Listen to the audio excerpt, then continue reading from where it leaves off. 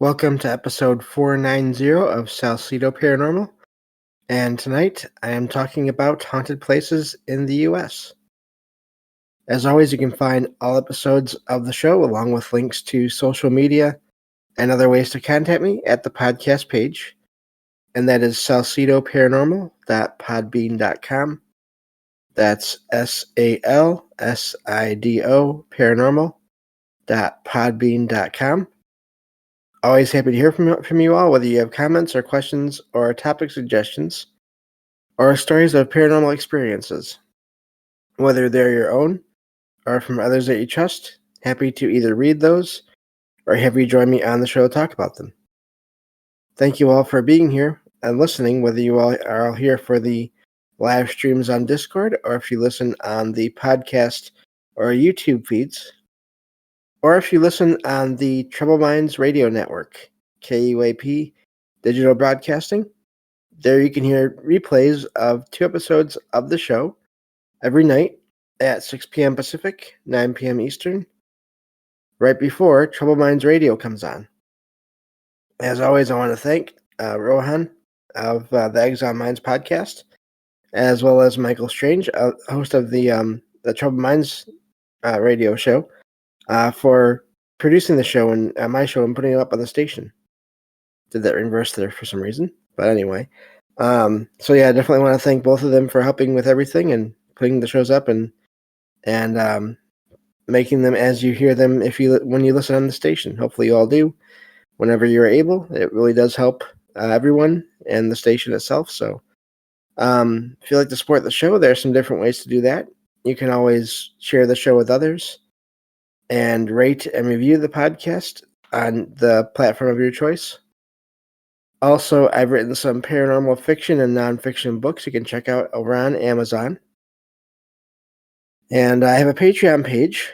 There I will be making episodes whenever I can. Probably more after Halloween and this time of year is done. Probably closer to the beginning of next year. But there is one episode up there right now. And there will be more in the future. And you can sign up to any of the membership tiers there and get all that extra content as it becomes available. So also, if you just like to make a one-time donation, you can do that through PayPal or Venmo. And help is never expected, but always appreciated, as there are expenses in making this show, from equipment to research materials to travel expenses. As I've been saying for a while now, I will be going to the Mid-Michigan Paracon this November 4th and 5th. So a little bit less than a month away now. That's in at the Soaring Eagle Casino and Resort in Mount Pleasant, Michigan. And that's a Saturday and Sunday weekend. And I'll be going there to basically check it all out and listen to the presentations as much as I can. And make audio recordings of myself and anyone else who wants to join me, talking all about the paranormal. And then I will bring those recordings back and we'll be putting those into shows, of course, once I get back home from that. So really looking forward to that. And it's amazing. I was telling a friend the other day, last night actually, that for a long time it seemed like that event didn't seem real because it just felt like it was so far away, and now it's less than a month away. So, but yeah, I think that covers everything there. Now, getting to this series here, this is an ongoing long series about just haunted places or places that are said to be haunted across the U.S. And as I always say with all of these locations and these shows, first of all, I don't recommend anyone ever trespass for any reason. Always check on the locations I talk about in these shows on your own. Look into your options for visiting them, and be aware that in some cases you may not be able to visit them. So, and please respect the privacy of anyone involved in those locations. So also, I am just doing research here through various websites. So I am not a historian. This is just to look into what is out there, sort of in the general popular culture kind of knowledge of these locations. So this is by no means a complete list of all haunted places in the U.S. I'm kind of of the opinion now that there's paranormal activity going on, or at least there has been, and there probably always will be activity going on almost everywhere. It's just a matter of when and how often there's people there to experience it, and then how often they report it.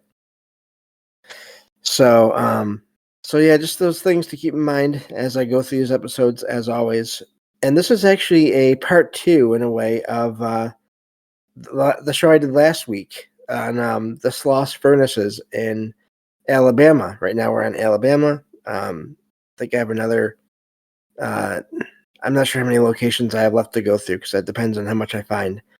But so yeah, I'm working through that state, and then we'll move on to the next one. But so this is part 2. I read through. I summarized the first 2 articles I found on this location last time, and I have 3 articles left here to go through, and that is the plan for this show tonight. So, getting to these articles here, this first one is from, let's see here, AlabamaLiving.com, I believe, and the title of this reads, "Is Sloss Furnaces Haunted? You be the judge." And it says story and photos by Marilyn Jones. And so this is from their perspective here. So, and there are pictures in this article, so I definitely recommend you all check out these articles. I, as always, will include them in the episode description, and they can also be found in the Discord. I've been putting all these articles in the show notes and sources channel on my server, so you can check those out there.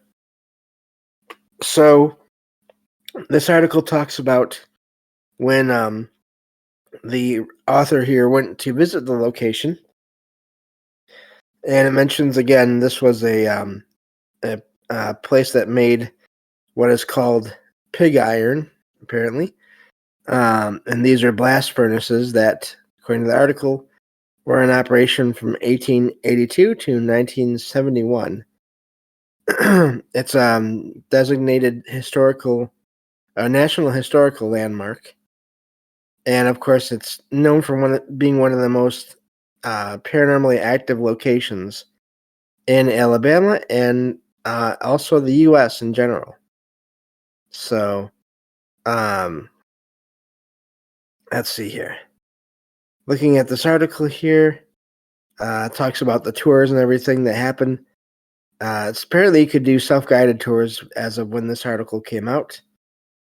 The author mentions the various reality shows that were on that covered this location, and some of the things there that were caught were EVPs that these shows caught, and then video evidence of spirits lingering among the metal, and basically the buildings there, abandoned buildings. And but of course, those shows they mentioned in the article here, those shows were excuse me, that footage was taken at night, and this is at the time the writer was there with others visiting. It was in the daytime. So it gets, let me see here, into the history of the location. It has subsections here, and the next section here is let me see, Sloss Furnace and its role in Birmingham history, and that's Birmingham, Alabama. It says here that let's see here. Oh, I think it already says that. Okay. So apparently Birmingham, according to this article was made during or after, the Civil War, when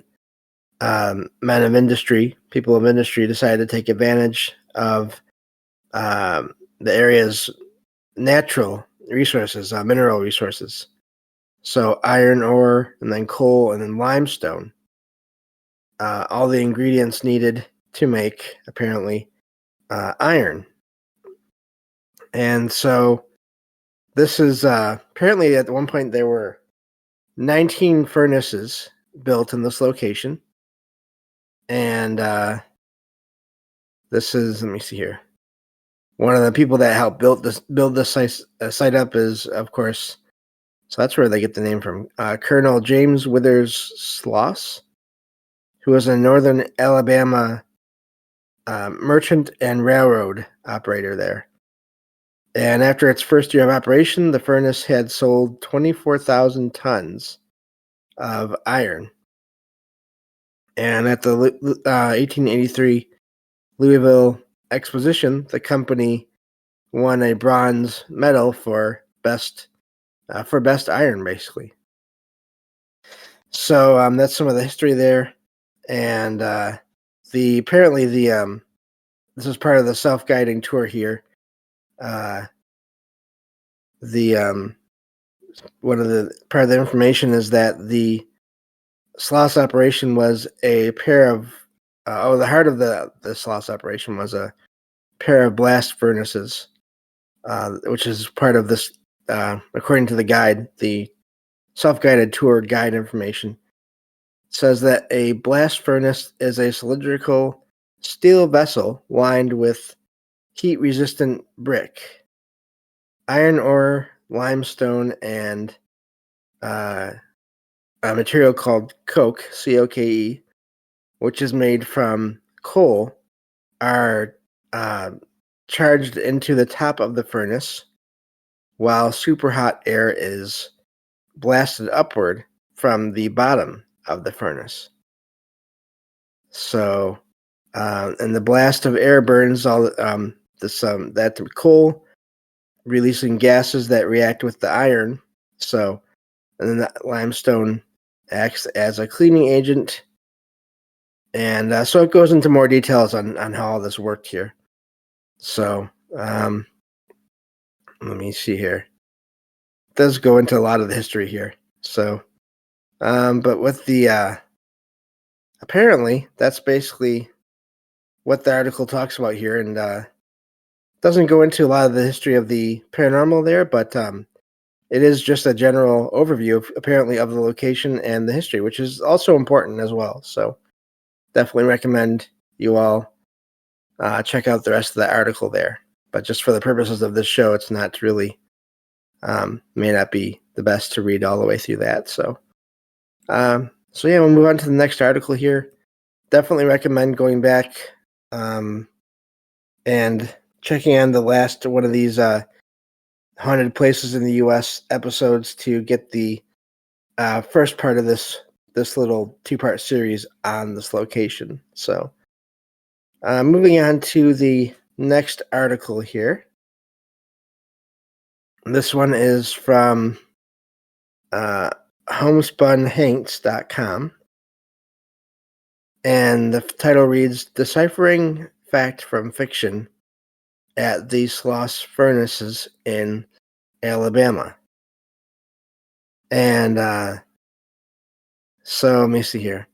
This talks about how apparently the author, when they were visiting family in that area, they decided to take a tour of the location. And so the author says here, the writer says that the tour is fascinating, and even though they went through in the morning, it was still creepy. Still had a creepy feeling to it. I wonder if that's because of all the metal and all the energy generated from all that. So, apparently, let me see here. I skipped a section here.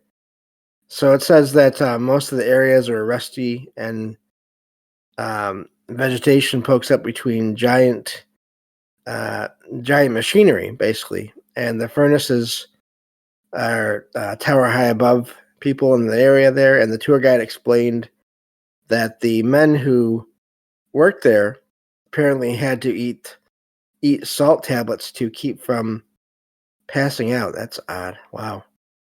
Apparently, working near the furnaces, whether shoveling coal inside the burners or collecting the iron, temperatures could reach almost 130 degrees.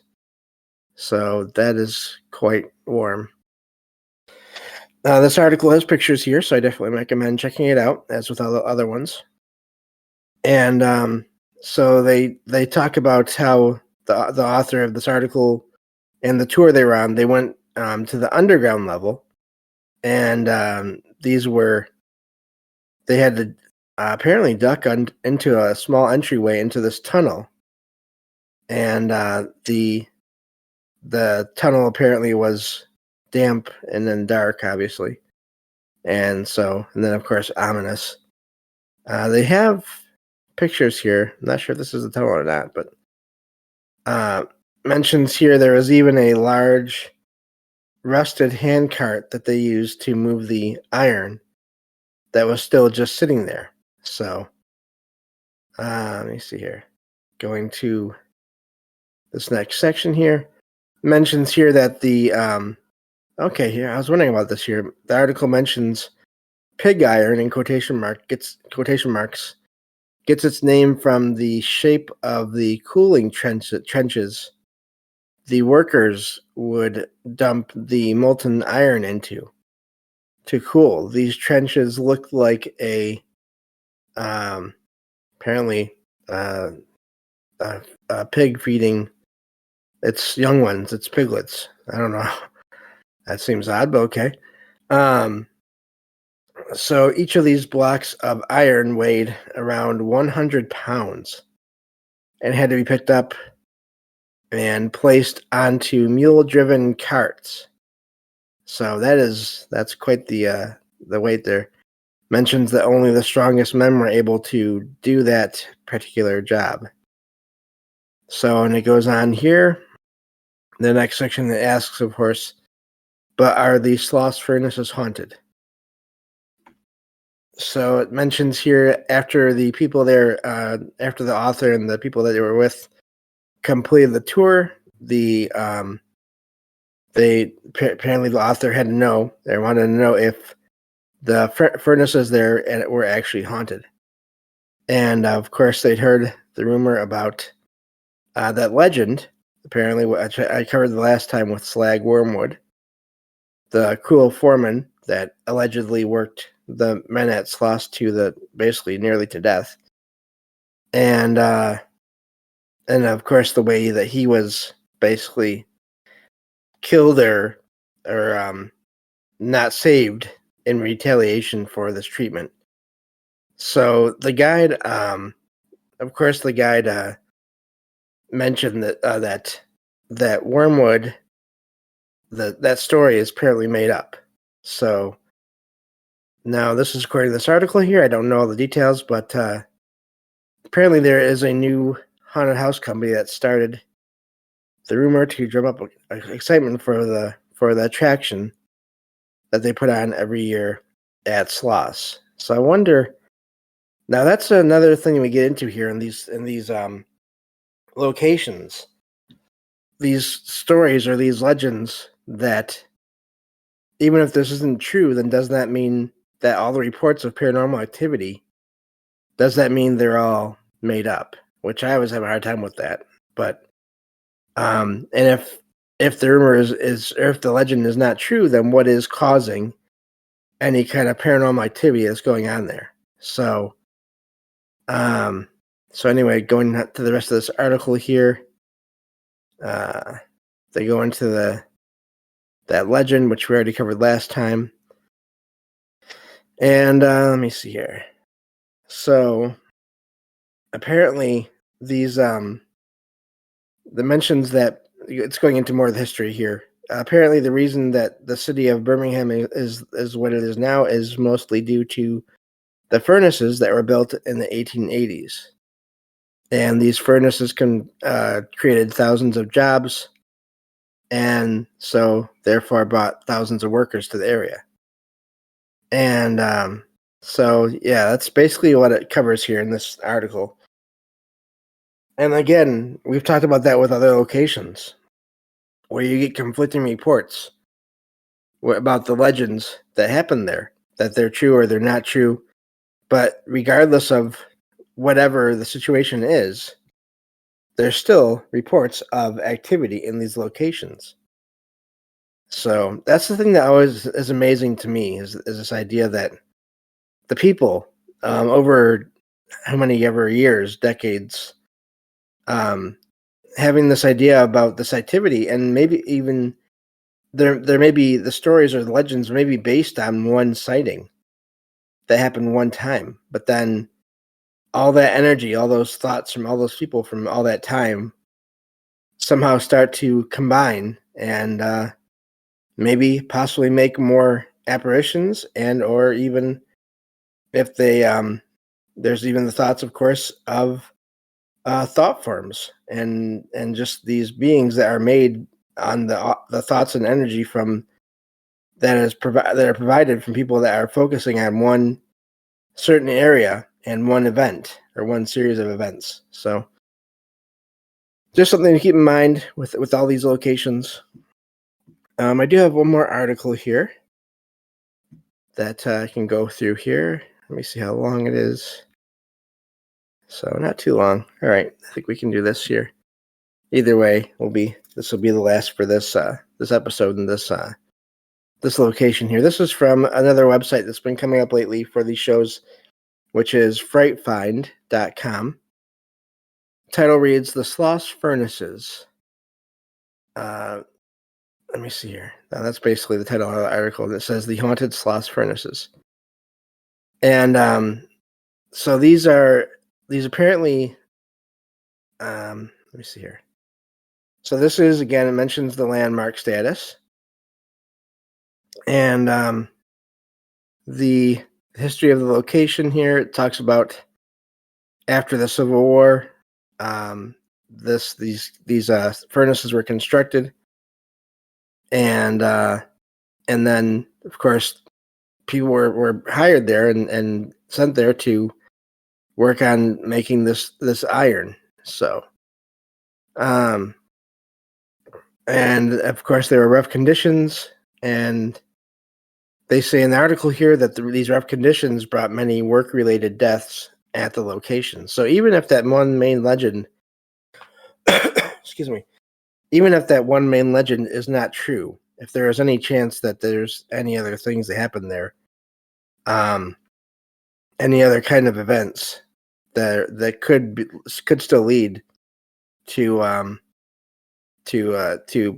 paranormal activity. Now let me see here. It says that across the city of Birmingham at a rival furnace company, according to this article here there was a man named Theo Calvin Jowers, Jowers. And so according to the article here, he was hired on due to the different regulations. He thrived at this other furnace, but these regulations that were kind of not very good at the time. Let me see here. This is kind of confusing me here, but so I don't know why they're talking about this other set of this other location. But I guess basically what they're talking about here is this was not uncommon in multiple locations. So these bad work conditions. And according, it says to local legends. So this is apparently, sounds like what they're saying is that this is almost the basis for that legend of Wormwood. But I don't really think we have time to go into that. So I'll leave that article for you all to check out yourselves. And thank you all for listening. And I'll talk to you on the next episode of Salcedo Paranormal. Take care.